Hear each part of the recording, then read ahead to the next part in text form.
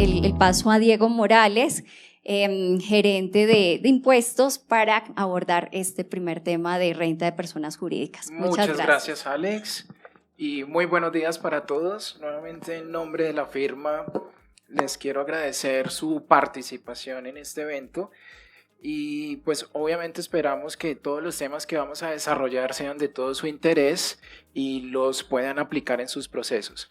El tema que me corresponde y que voy a abordar enseguida es sobre una actualización de impuesto de renta con énfasis en información electrónica. Como el tiempo es corto, lo que organizamos fue una serie de tips, recomendaciones y sugerencias respecto de la conciliación fiscal.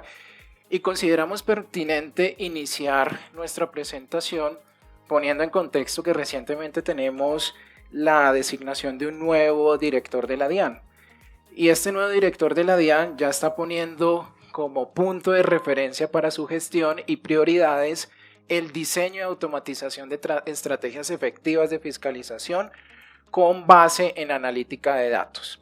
En realidad esto no es algo nuevo, ya venimos viviendo hace varios años este tipo de estrategias de la DIAN basadas en la analítica de datos con robots y que se materializan con los famosos comunicados persuasivos. Por distintas razones hemos evidenciado que en algunos casos esos comunicados persuasivos simplemente buscan sembrar terror de alguna manera. En algunos casos le atinan a irregularidades, en otros no, y lo cierto es que hay que perder ese miedo. Y ese miedo se pierde justamente siendo proactivos con las conciliaciones que debemos realizar basadas en la información electrónica que tiene la Administración de Impuestos. En ese sentido, nuevamente la presentación va a estar enfocada en aquellos tips, recomendaciones y sugerencias que son claves para la conciliación del impuesto de renta frente a la información electrónica que recibe la Administración de Impuestos y frente a la información contable, por supuesto. El primer tip, y más que tip, es un refuerzo conceptual, es tener en consideración las obligaciones formales que se desprenden de la conciliación contable, de la información para efectos fiscales. Tenemos una obligación formal, es la conciliación fiscal, la conciliación relacionada con dos elementos, el formato 2516 y el control de detalle. El formato 2516, ya un formato con bastantes años en uso, es un formato en el que conciliamos lo contable y lo fiscal y hay que tener especial cuidado con esa información que reportamos. Lo cierto es que en este formato la DIAN está basando algunas estrategias de fiscalización, dado que ahí identificamos temas como conciliación de la facturación versus los ingresos, conciliaciones de balance y de resultado. Entonces, especial atención con esto y no perder de vista que la norma tributaria, especialmente el artículo 772-1, establece una obligación formal, el control de detalle, y se pierde, es un control que en realidad debemos tener a disposición de la Administración Tributaria en caso de que lo exija, y su incumplimiento puede originar la sanción por irregularidades en la contabilidad. Entonces, importante no perderlo de vista y no perder de vista el contexto de esta conciliación. En suma, la información contable y fiscal tiene una conexión formal por principio de devengo. Entonces sabemos que el impuesto de renta se debe depurar a partir de la base contable, del resultado contable. Entonces, importantísimo tener un cierre adecuado de nuestras cifras contables y tener identificadas aquellas diferencias que por norma, limitaciones, restricciones para gastos deducibles, beneficios tributarios podamos identificar en el control de detalle. Y otra obligación que recordamos, importante tener en nuestro inventario, es relacionada con la IFRIC 23. La IFRIC 23 está definida como obligatoria para el grupo 1 de NIF y viene desde el año 2020 y en realidad es una obligación contable. Sin embargo, es bien importante las consecuencias que puede tener IFRIC 23. De un análisis de IFRIC 23 se puede desprender la necesidad de revelar posiciones inciertas Y ese tipo de revelaciones, por supuesto, que son útiles para la administración de impuestos y adelantar fiscalizaciones basadas en lo que nosotros mismos estemos revelando en estados financieros. Entonces, el mensaje aquí es, quienes son del grupo 1, revisar si se hizo este análisis de IFRIC 23, si eventualmente ya inclusive se viene reportando algo en estados financieros y si no, actualizar las posiciones fiscales y tener una evaluación adecuada, y si es necesario hacer alguna revelación, lo cual obviamente se debe manejar con sumo cuidado porque es poner esa información a disposición de todos y particularmente de la DIAN. Un segundo elemento de conciliación que consideramos de los principales es la conciliación de la información del impuesto de renta frente al sistema de facturación. Entonces en este nos vamos a detener un poquitico y vamos a evaluar cuál es el contexto actual de cada uno de los documentos electrónicos. La primera recomendación que hacemos es tener muy en cuenta que el reconocimiento fiscal de las operaciones, transacciones y hechos económicos va alineado, como dije, a nivel contable por principio de devengo. Y la factura no nos condiciona ese reconocimiento contable. La factura es un soporte fiscal, es un soporte contable, y usualmente encontramos que en algunos procesos contables ligamos el reconocimiento de ingresos, el reconocimiento de costos y gastos hasta el momento de la recepción de la factura, perdiendo de vista el momento del devengo, de la ocurrencia de cada hecho. Entonces aquí recordar que la factura es el soporte, pero no el condicionante del reconocimiento de las operaciones. Ahora sí, entrando en materia de cada uno de los documentos del sistema de facturación, una conciliación clave que hoy en día no es opcional, es una necesidad, es tomar todos los documentos que están en poder de la DIAN, obviamente a nivel de bases de datos, en el micrositio de facturación electrónica, descargar el reporte de documentos emitidos y cruzarlo con nuestros ingresos. Es fundamental, es una de las estrategias de fiscalización que tiene la DIAN para identificar a nivel de razonabilidad cuáles son los ingresos que puede tener un contribuyente.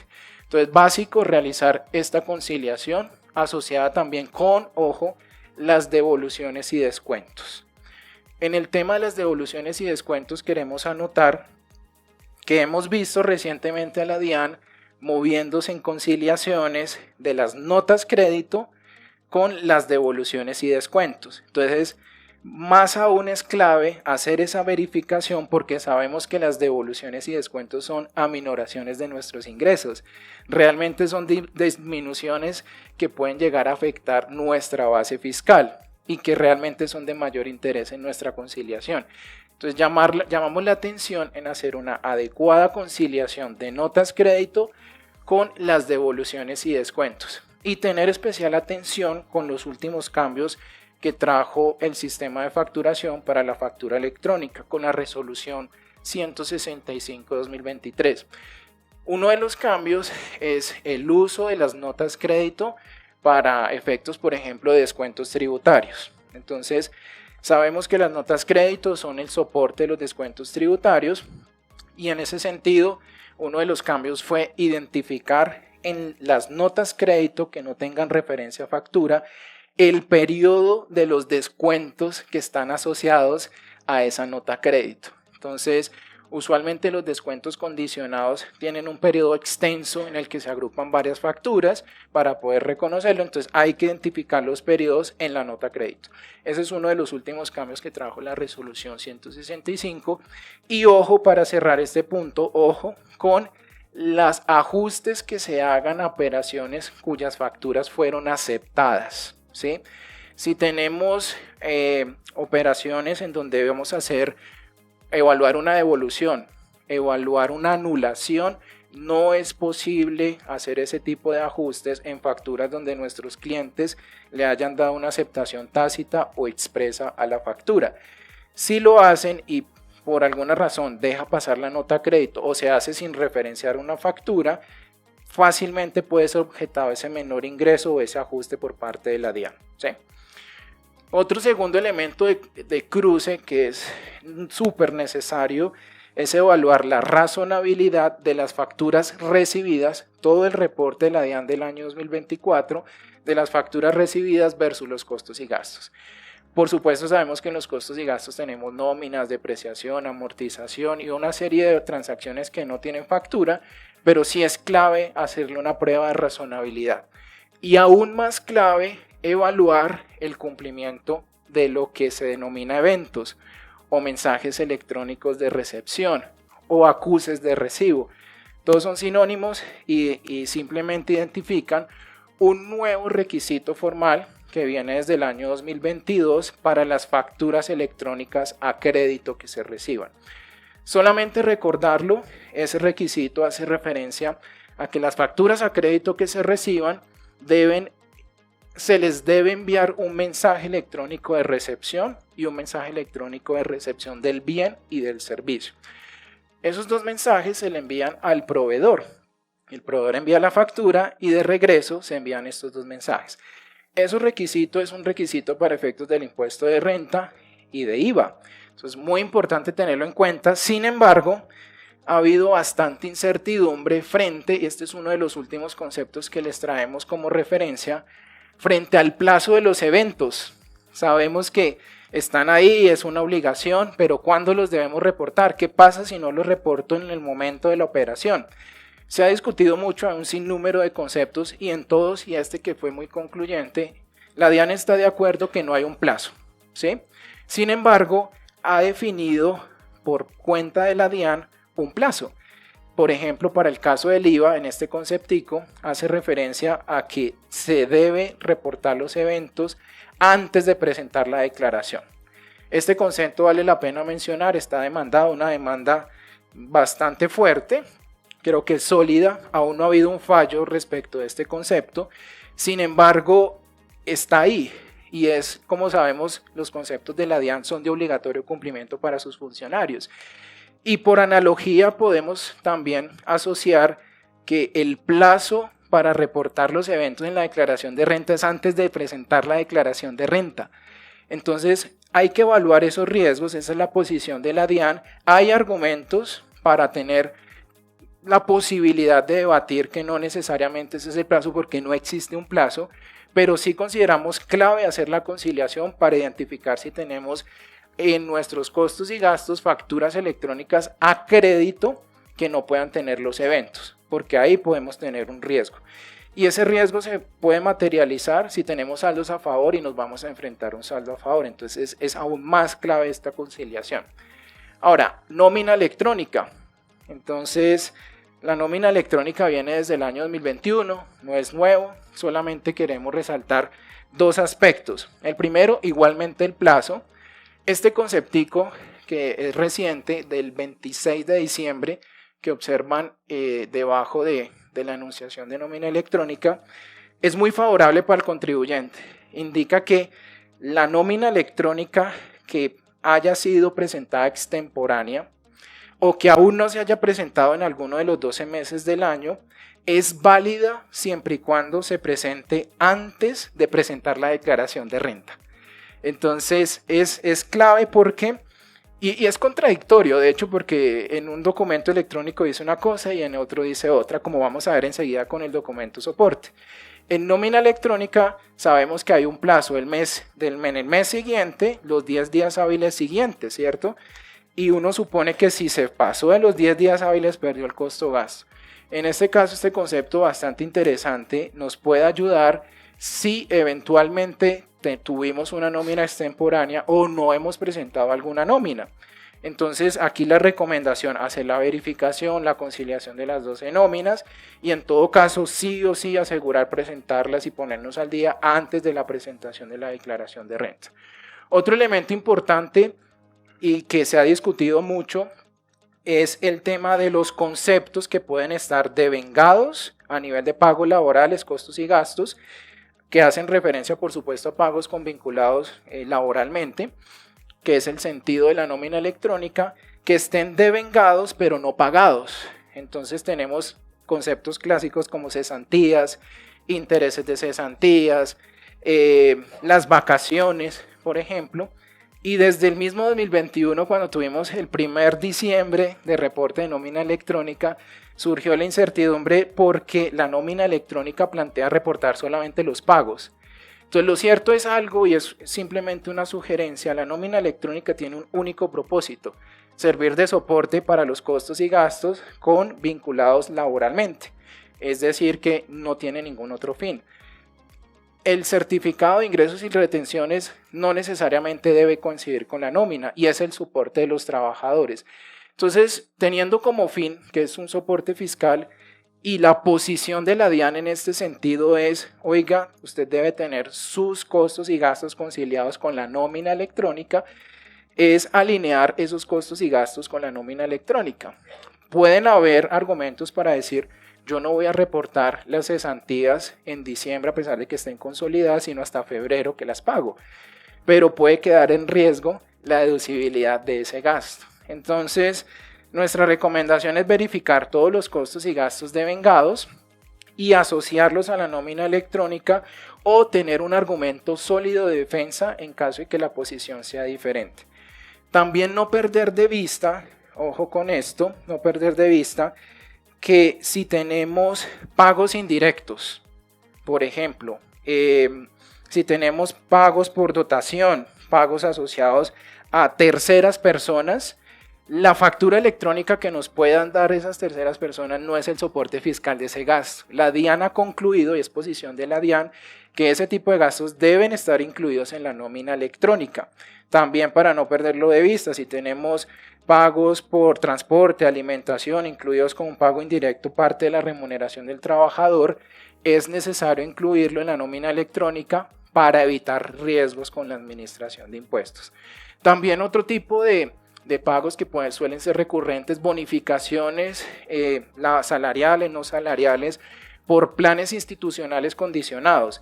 Si lo consolidamos al cierre del año y consideramos su deducibilidad por cumplimiento de requisitos, a pesar de que no se hayan pagado, es necesario incluirlos en la nómina electrónica. ¿Listo? El otro documento del sistema de facturación: el documento soporte con no obligados a facturar. Fíjense en algo curioso. En este concepto, la DIAN tiene una posición distinta frente al de la nómina, y en este concepto concluye que para efectos del documento soporte sí hay un plazo, y el plazo es en la fecha de la operación. Si yo no reporto el documento soporte en la fecha de la operación, o la segunda opción, que es la semana siguiente, el último día de la semana siguiente, ese documento soporte no sería válido. Es lo que dice la DIAN. Entonces, y de hecho este concepto es de marzo, este de nómina es de diciembre. Podría uno de cierta manera debatir esa posición, dado que la nómina electrónica es al final un documento electrónico similar al documento soporte. Entonces, especial atención con eso: hacer una conciliación de las fechas en que se transmitieron estos documentos para evaluar si puede haber un riesgo por extemporaneidad. Y por supuesto, sabemos que la documento soporte es el soporte de transacciones con no obligados a facturar. Es clave hacer una conciliación con los pagos al exterior por servicios. No se nos puede quedar ningún pago al exterior sin este documento, porque pues podemos tener el riesgo. Podemos cumplir todos los demás requisitos de deducibilidad, perdemos de vista el documento y perdemos la posibilidad de la deducción, o por lo menos la ponemos en riesgo. Dos elementos adicionales del documento soporte. Hay dos excepciones al documento soporte. Si yo realizo compras al exterior de bienes que se importan, la declaración de importación es el soporte que reemplaza el documento soporte con no obligado a facturar. Y la segunda es el extracto. Y aquí solamente precisar que es el extracto bancario de las entidades bancarias. Aquí han habido una serie de interpretaciones, pero el reglamento es claro. Nos dice que en el caso de operaciones con bancos, los bancos no están obligados a facturar. El extracto es válido para todas las operaciones, no solamente las financieras, sino por compra de bienes y servicios que se puedan reflejar en un extracto.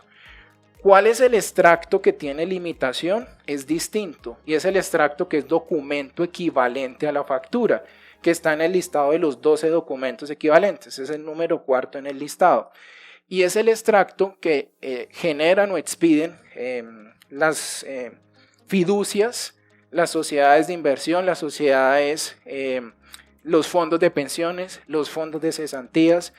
Esas entidades emiten extractos y ese extracto solamente es válido para las operaciones financieras. Ahí les dejo el tip porque usualmente y he visto conclusiones en donde se señala que si se trata de intereses bancarios el extracto sirve y otro tipo de operaciones con bancos hay que hacer el documento de soporte. Es válido, no sobra, pero también el extracto nos puede servir. Y para finalizar, ojo con el POS desde mayo pasó a ser electrónico. Sabíamos que el POS antes físico no nos servía fiscalmente, pero el POS electrónico sí, con una condición, que en el POS se incluyan los datos del adquiriente. Entonces, revisemos nuestros costos y gastos. Si tenemos POS que nos soporten costos y gastos, es no perder de vista que el POS debe tener los datos del adquiriente para que sirva como soporte fiscal. ¿Listo?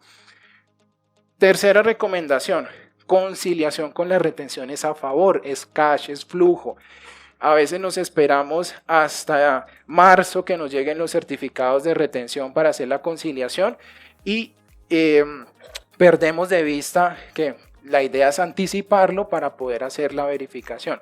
Y un tipcito clave es que si no recibimos la certificación, la factura puede ser el documento supletorio para el certificado. ¿Listo?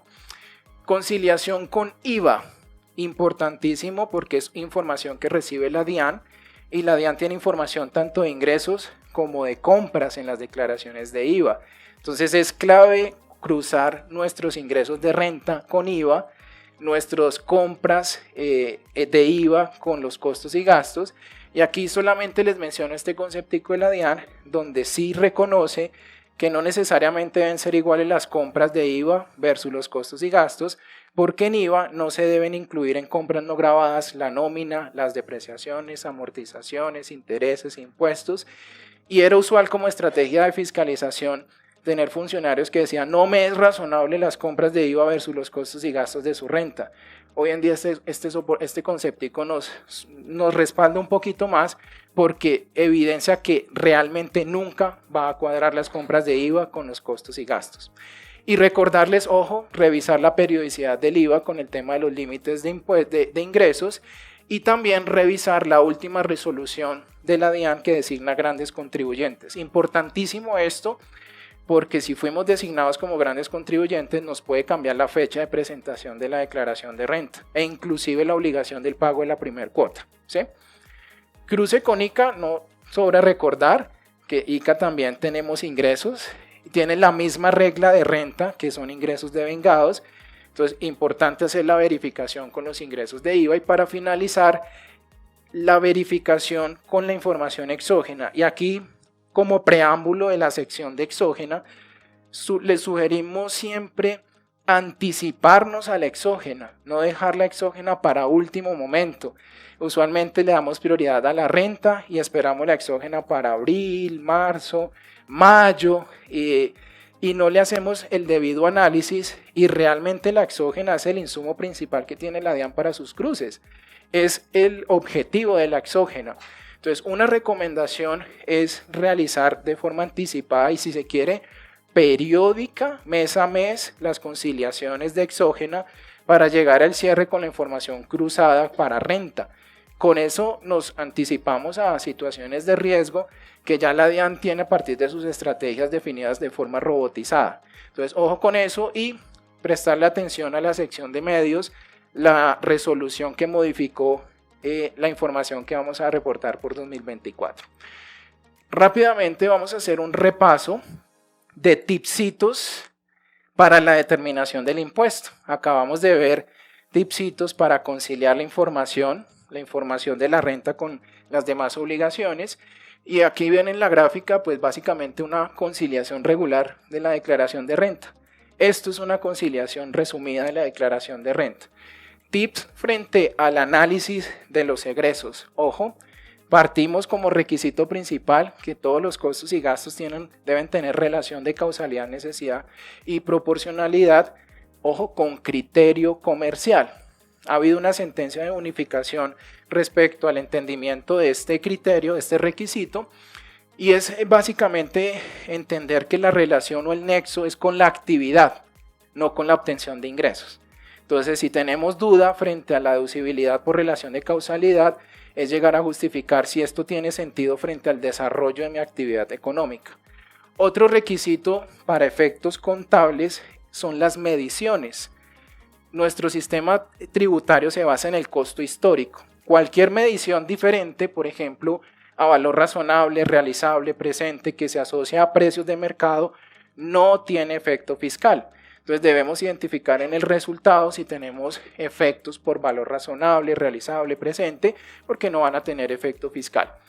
Y el tema de las provisiones asociadas con montos o fechas inciertos, importante identificar, hacer el análisis de provisiones, no porque sean egresos sin factura, en realidad, sino porque se trate de egresos, costos y gastos asociados a operaciones donde no se tiene el monto o la fecha cierta de pago. Estos son requisitos esenciales para el análisis de costos y gastos y no perder de vista requisitos específicos frente a los laborales. Ojo con las retenciones, todos deben tener retención. Los aportes para fiscales y seguridad social es un requisito para la deducibilidad de los costos y gastos de nómina, pero también de independientes. Aquí un tipcito clave, ojo, no lo pierdan de vista.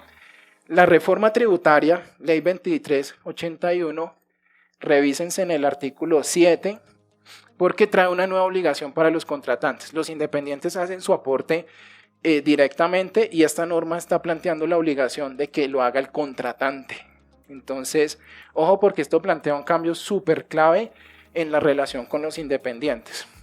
Pagos en especie, revisar si tenemos pagos indirectos a trabajadores, porque deberían hacer parte de su remuneración. En cuanto a pagos al exterior, chequear cuáles tienen retención, que es un requisito, y ojo con el registro de contratos de importación de tecnología, patentes y marcas, que es un requisito para la deducibilidad de costos y gastos. Otros requisitos, más que requisitos, son excepciones. Los arrendamientos, siempre los perdemos de vista. NIF 16 para efectos contables nos dice todos los arrendamientos son financieros con dos excepciones, los que sean de menor cuantía o de corto plazo, pasan a ser operativos. Quiere decir que en la mayoría de casos debemos tener la contabilidad de arrendamientos financieros, pero para efectos fiscales hay una regla totalmente distinta y es el artículo 127-1, que básicamente era la NIC 17, la anterior versión de los arrendamientos, y los criterios son distintos y podemos enfrentarnos a arrendamientos de tipo distinto entre lo contable y lo fiscal. El mensaje es evaluemos todos los contratos de arrendamiento porque pueden tener tratamientos diferentes. Ojo con los contratos de colaboración empresarial. Revisemos si tenemos mandatos, cuentas en participación, joint ventures, uniones temporales y demás, porque debemos reconocer, de acuerdo con la participación en esos contratos, el efecto que va a tener esto en nuestro resultado. Y al igual la fiducia mercantil, por principio de transparencia, de acuerdo con la certificación del fiduciario, debemos reconocer la participación que tenemos en las fiducias. Para finalizar en temas de egresos, ojo con las limitaciones, tenemos varias limitaciones a los costos y gastos, el 15% de la renta líquida para pagos al exterior, es decir que si tenemos pérdida, los pagos al exterior no van a ser deducibles, el 1% de ingresos netos de atención a clientes, proveedores y empleados, ojo con los costos u operaciones con proveedores ficticios, el 7 de febrero la DIAN actualizó el listado de proveedores ficticios, y si tenemos por ahí un costico que se nos haya ido con alguno de esos terceros, de plano no es deducible, ¿sí? También evaluar el límite de tasas de depreciación y amortización. La depreciación contable es fiscal, pero tiene un techo, tiene un límite, y son las tasas que están en el artículo 137. Y la amortización, el monto máximo anual es del 20%.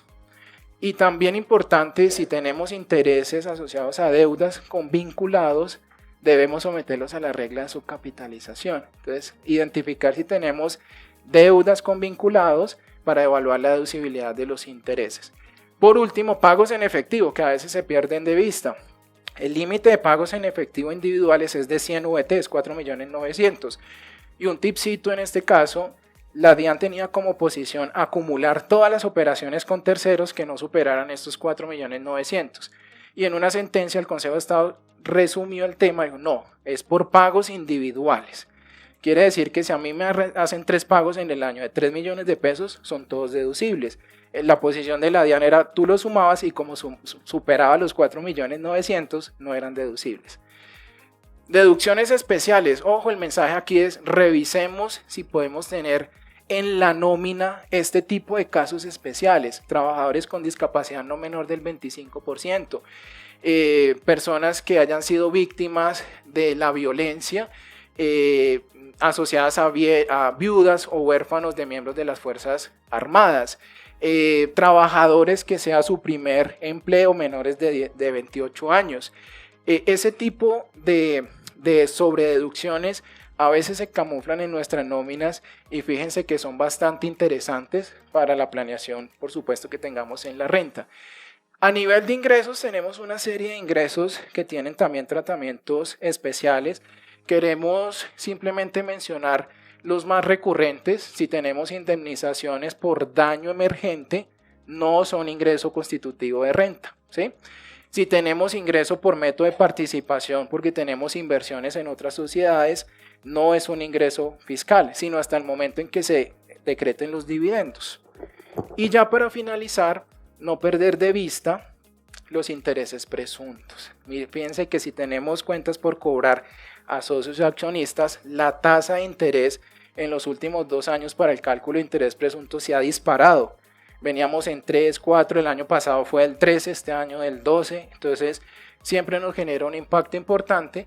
Y el tema de los dividendos, si tenemos método de participación, el reconocimiento de los ingresos es cuando nos decreten los dividendos en calidad de exigibles. Ahora sí, con esto cerramos y son tipsitos para efectos de liquidar ya nuestro impuesto. Aquí queremos pararnos en 2 elementos. Ojo, rentas exentas, evaluemos si tenemos operaciones con la CAN. Descuentos tributarios, repasemos si tuvimos donaciones del artículo 257.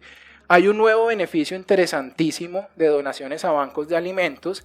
Las donaciones regulares a entidades sin ánimo de lucro tienen el 25% de descuento tributario. Las donaciones a bancos de alimentos, que se incorporó al artículo 257 en julio del año pasado, tiene el 37% de descuento. Entonces luce bastante interesante y puede ser un elemento de planeación para este año. Y aquí no me quiero quedar, ya me pidieron tiempo, con tasa mínima de tributación. Ojo con esto, ya tuvimos el primer año, pero tuvimos un concepto general sobre tasa mínima de tributación y 2 de los elementos de la tasa mínima de tributación de ese concepto fueron suspendidos en una sentencia del Consejo de Estado, que nos gustaría remarcar. El primero hacía referencia a un elemento del componente de la fórmula, la utilidad contable. ¿Qué pasaba con sociedades que tenían pérdidas fiscal y no utilidad? Entonces la DIAN había concluido, no, pues tome ese valor negativo y siga con la fórmula. En esta sentencia se suspende esa posición de la DIAN y se interpreta que si tenemos pérdida no deberíamos calcular tasa mínima de tributación. Otro elemento, el del numeral 20 de ese concepto, también en contra del contribuyente, era que para el cálculo de los dividendos que se distribuyen a los accionistas en calidad de ingreso no constitutivo de renta o grabados en cabeza de la sociedad, la fórmula del 49 del Estatuto Tributario es tome la renta líquida y réstele el impuesto neto de renta. Y la DIAN decía, y réstele también el impuesto adicional si le daba impuesto adicional. Eso nos disminuía los dividendos que podíamos decretar como ingreso no constitutivo de renta. En ese caso, el Consejo de Estado suspendió este numeral y en este sentido continúa la fórmula normal, renta líquida menos impuesto neto de renta para la distribución de dividendos que son grabados en cabeza de la sociedad y se distribuyen como no grabados para el accionista. Y finalmente el beneficio de auditoría se amplió para los años 2024, 25 y 26 y ojo con los vencimientos para los que cambiaron a grandes contribuyentes. Si pasaron a grandes contribuyentes, tener los vencimientos de la resolución de grandes contribuyentes. Eso era lo que teníamos en esta sección, me extendí un par de minuticos, espero que haya sido de su agrado.